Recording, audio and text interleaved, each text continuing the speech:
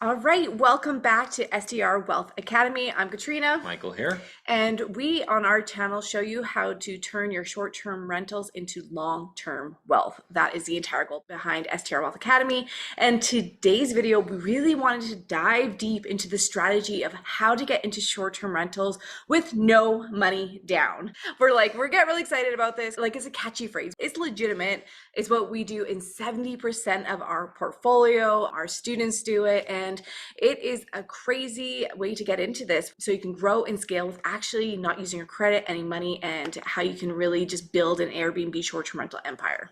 So if this is your first time to the channel, welcome. A little bit about us. We started our journey in this industry back in October of 2018. Yes, So it's been a journey. It's been a minute for sure.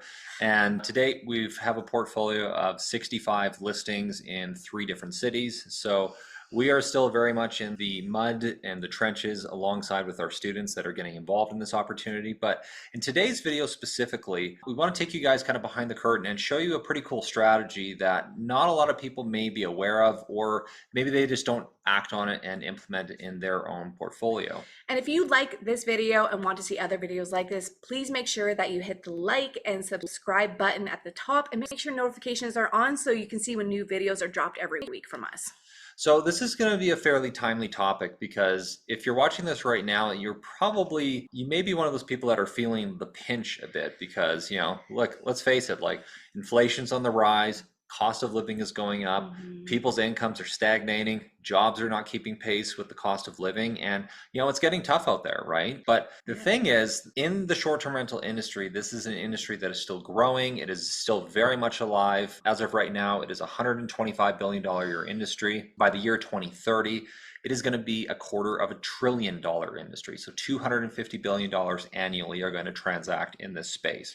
So it's a really fantastic way, what you're doing to grow your income, which we always say is your #1 wealth building tool, which can help you get from where you are to where you want to go. But what if we told you there was a strategy where you could shortcut the conventional path? Okay, so you could sidestep having any of the startup costs and any of having to take on debt or anything crazy in order to get your business going. Now, I know that may sound like a tall claim, but once you hear what we're going to share with you in this video, it's going to make a lot of sense. You're going to go, that's pretty cool. That's pretty slick.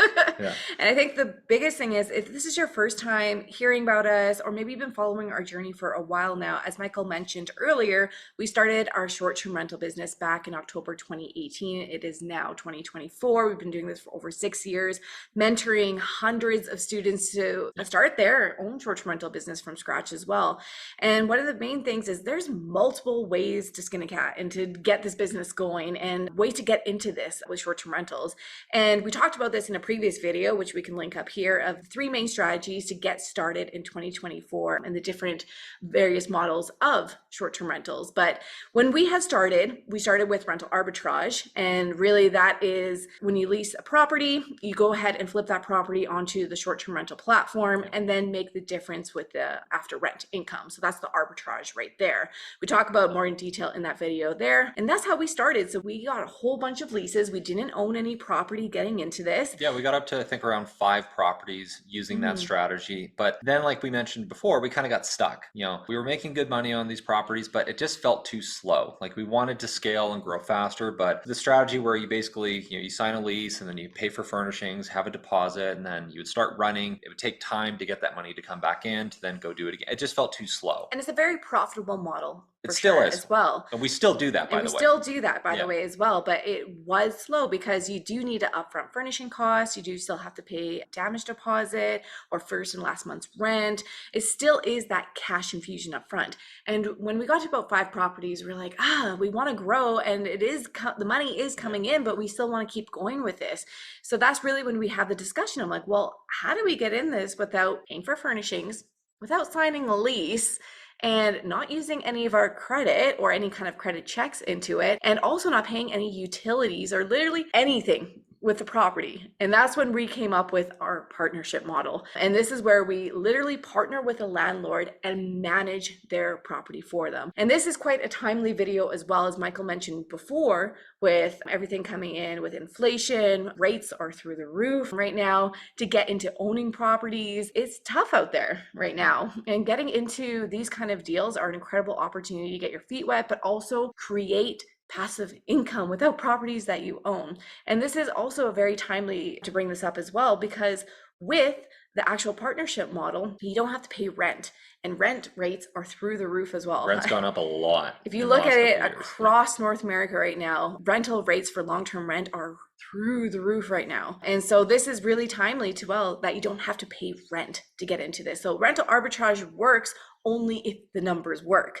So this is a different opportunity to still be in the Airbnb game, to scale in your short-term rental portfolio without actually having to own the property. So how does this work exactly? How do you actually get into properties with no money down, as Katrina said? So essentially what's happening here, and the reason why we call it a partnership strategy, is essentially what we're doing is we are partnering with a homeowner whereby they are going to list their property as a short-term rental, but they just simply don't want to do any of the work. They don't want to get involved in the management. They don't want to deal with guests. They don't want to deal with cleaning. They don't want to do any of the maintenance. They want someone else to take care of that for them. Now, what happens, the homeowner will actually bear the cost of furnishings and all the startup expenses in order to get that listing ready in order to begin taking guests. Now, the role that you play in this play, so to speak, is that you're going to be that person that takes care of all of that stuff for them. Okay. So they put up the cash, but then you bring the management to the picture. So really you're becoming a management service business at this point. Correct.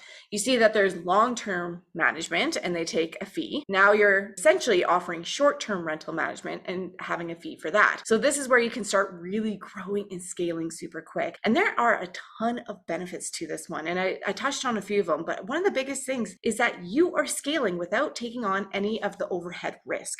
This is massive. You are not purchasing the property, having to put up, 20, 30, 40. We even did 50% on a property before. That's another video in itself. But you are not having the actual ownership and having to do that huge cash overlay. You're not having to pay for furnishings, the utility costs. Actually, any costs of the property, you actually do not need to do, like the utilities, the lawn, snow, any of those maintenance.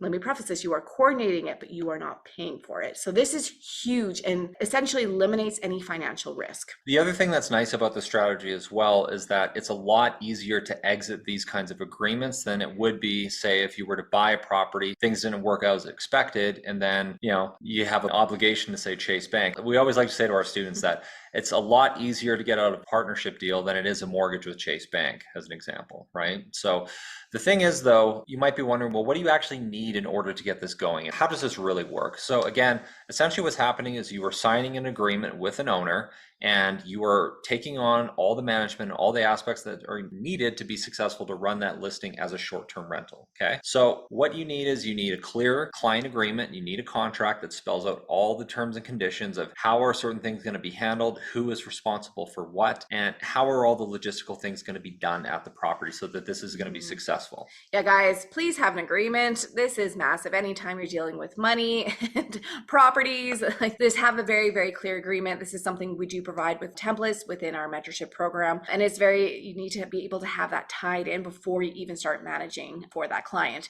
But there also is a lot of back end logistical aspects when you are managing for a client. And you have to make sure that you can have this so you are not doing it yourself and that you just didn't create another job for yourself. You created a business. So what do I mean by that? So there's a few aspects to it. You have to look at cleaning team, who's cleaning the properties after each and every guest. Maintenance team, who's going to fix those, let's say leaky toilet in the middle of the night, or hooking up your cameras, tightening up the beds or changing out light bulbs, like all those little minute details. Again, if you're doing that on one property and you are doing it, how are you going to scale? Especially if you're doing it remotely, or let's say we have many of our students and we have ourselves out of country. You need to have those key team members out of there. Another one is customer service to handle all your messaging, calls from guests, because this can happen essentially within a 24-hour period, and you can't be the only one that's doing messaging and the only one that's doing the phone calls as well. Because for the scalability of it, especially us at 65 listings, our properties, there's quite a bit of messaging going back and forth, and there is a way to automate, eliminate a lot of these questions that are coming through, but you have to make sure you have the right team members in place as well, so you're not the one always answering the call. Another really important thing of what you're going to need is you need systems and processes so that, especially once the transactions start happening, bookings are coming in, you need a way to account for all of that revenue that's coming in. That most importantly, how do you actually know what to pay your client? How does the owner statement work? What are the calculations and how all of that is done so that the client can get their statement at the end of the month? They know what happened, there's full visibility, and then the funds are just direct deposited into their account. And this is huge, guys. I would say since we've been operating since 2018, this has been a massive shift within the short-term rental industry. Softwares, the amount of automations out there that can help, like this is night and day from there. Anything from channel managers, your dynamic pricing software, optimization software, accounting software, the owner statement reports, like bookkeeping, like all of these things are super crucial. Like it's very different world, I would say, from when we started and to where it is going now. So having these tools are a game changer, and I would say needed in this, so you can compete and make sure that you're getting the best bookings out there and that you are not running the business. Because if you can automate, eliminate, delegate, that is what's going to set you apart from someone that's just operating 1 to 65 listings. So one of the questions you might have is, okay, well, how much do you actually charge for this service? Is it based on a flat rate? Is it a percentage? How does that work? So industry standard is typically based on revenue. So anywhere from 15%, anywhere I've seen up sometimes 35. I've seen it, yeah. 40% in some cases I've seen it. Now, that's not as common, and the industry is kind of forcing some of that down depending on the location, but typically you're going to land anywhere in kind of that 15 to 25% range. In our own business, we operate at a 20% management fee at the time this video is being recorded. So just to give you an idea of what that looks like, let's just say you were running a partnership strategy with a property owner, and let's say you did $10,000 in revenue in 1 month on a listing. Okay. And if that sounds like an unbelievable outcome, trust me, it can absolutely happen. We've actually had months far in excess of that. Let's just say you did $10,000 a month in revenue. Okay. So typically how this would work is you would deduct any of the booking commissions off that these sites are going to be charging. So Airbnb, booking.com, VRBO. Just to keep this example simple, let's just use Airbnb. As a host, you would typically pay a 3% fee to Airbnb because, again, they're connecting you, the host, to the guest. They take a fee in the middle. That's how they stay in business. The guest pays a lot more of the fee, but that's a topic for another conversation. So $10,000 in revenue, 3% taken off the top, that leaves you with $9,700. Okay. So if you charge a 20% fee, that means that $7,760 would go to the homeowner or the property owner, and then you would keep $1,940 in compensation. So guys, what does that make? $2,000 in cash profit. Almost $2,000 in cash, yeah. To your pocket. This is what we're saying is like you made that money on investment you don't even own. And that is one property. So when Michael gave the example of a 10K, that's probably one of our average properties when we're looking at this. We have had properties be a little bit less. We've had properties be much more than this. And that is just one property. So when you look at a portfolio such as ours, where we have 65 units, 70% of our portfolio are these management deals where we have no upfront investment and we make profit every single month. That's how you build a short-term rental business without owning any property and without putting any money down. So now you might be wondering, it's like, well, why would a homeowner actually do this? Like, you're like, doesn't even sound real. That just sounds like the craziest damn thing. Well, the thing is, it's not crazy. It's actually, again, this is an industry. This is something that happens and takes place every single day. Okay. The main reason why a homeowner would want to do this with you is very simple. They just don't want to do the work, okay? Because here's the thing, short-term rentals is an active business, okay? Now it can be made more passive or less demanding over time by having a team, having systems, developing processes, all these various things. But the thing is, there's a lot of coordination and details that go into handling a property, especially one that's short-term. So again, like when a booking takes place, you're going to have interaction and messages going back and forth with that guest. You're going to have things happening at the property that need to get done. So who's cutting the grass? Who's trimming the hedges? Who's cleaning the property? Who's cleaning after the guest checks out? Who is maintaining the HVAC system and changing filters and doing routine checks? This is why you are getting hired. The homeowner doesn't have to worry about any of these things. Yeah, one of the biggest pitches, I guess you could say, is that it really becomes passive income for that homeowner. Correct. And you're doing that, you have that whole active strategy behind you. And this is why they're paying you, because you have the systems, the softwares, the people, the team, and that you have the strategy to make sure that their listing is booking at an optimal and premium price. So that's what's very important and why someone would pay, because if they're going to go into this, they're going to have to take care of all of that and compete with someone that doesn't have these softwares and system and strategies behind their short-term rental. One of the things we always say to clients is sometimes people will say like, well, why don't I just go ahead and do this myself? I'm like, well, the thing is you could, but then you would have to compete against us. And then they go like, no, I don't know if I want to do that. It's kind of a joke, but anyways, you might be wondering now, it's like, okay, well, how do I actually get this started and how can I get my first client? Okay. There is a lot that goes into this case. So we always like to say this is simple, but it's not easy because, if it was easy, everyone would do it. Okay. But we want to dive in because it's like we want to give you next steps of how you can do this, get into it, and find your first partnership deal. So first things first is you need to do market research to understand if there's a demand or need for this in your area and which area you actually want to approach and actually start offering this as well. You need understand how to run numbers, the analysis on properties, the occupancy rates, the amenities in the area, and you have to see if it's actually going to work to be a profitable short-term rental in those regards, or if it needs to be a long-term rental, right? You need to be able to pick the most profitable properties. Yeah, because that's the thing. Not every listing or every property makes for a great short-term rental. Some properties are way better suited for long-term rentals. Some properties are fantastic short-term rental properties. So you really need to understand how to do that analysis, then most importantly, how to show a homeowner what their property could actually earn in income so that they can see whether or not this arrangement would actually make sense for them to bear the upfront cost to get this kind of arrangement going. Okay? So the second way is actually, well, Michael said, find these property owners and investors to actually run their property as a short-term rental and start managing. There's various ways to do this, very different portals, different marketplaces, different conversations, different networking events of how to get to know property owners. But the easiest is just going into ones that are looking for renters on, you can look on Zillow, you can look on Facebook Marketplace, Craigslist, that are trying to do long-term, and you can also pitch them to do short-term and flip them that way. That is one way. Or you can go after existing Airbnb hosts already and go after them and say, hey, you know what, you're leaving money on the table, let's have a conversation how I can optimize your listing and manage it for you, and you're going to make more money and not have to deal with any of the management.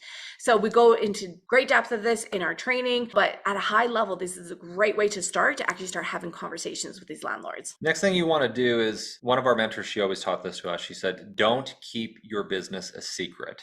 Okay. Because if no one knows what you do, then there's no chance that they're going to contact you to find out more about how you can help them and what you do and how you offer it. Okay. So you want to start advertising these services. One of the easiest ways that we've done this is we've simply created a Google business listing. Okay. You can go online. It's really easy. It's free. And you have all of your contact details on there. You optimize it for keywords so that if people are punching in short-term rental management in your area or Airbnb management, your city name, you'll be one of the options that'll pop up so that people can begin calling you. And I mean, this is something we put into place in our business probably like 2-3 years ago now. And with hundreds of reviews, and people just naturally, organically find this when they do the search because of our optimized Google business listing. So this is a key hint. Start today and put that on right away. If you have an existing Airbnb business and you want to scale, start that right now. Okay, so hopefully you found this video helpful. Again, I know we stayed kind of high level, but we wanted to take you guys behind the scenes and really explain how you can get into short-term rental properties with no money down. The partnership strategy that we talked about in this video is a fantastic strategy. We've been using this for well over 6 years now, and it has really been the bedrock that has built not only our business, but many of the students that have come through STR Wealth Academy that have gone on to leave their 9 to 5, retire their spouses, and create pretty amazing outcomes that people would be admirable and desirous of. Yeah, so I really hope you now understand the partnership model, the benefits around it. And guys, if you liked this video, found a lot of value, please hit the subscribe and like button and notifications on as well so you can see the next videos coming up. Thanks so much, and we'll see you on the other side. Take care, everyone.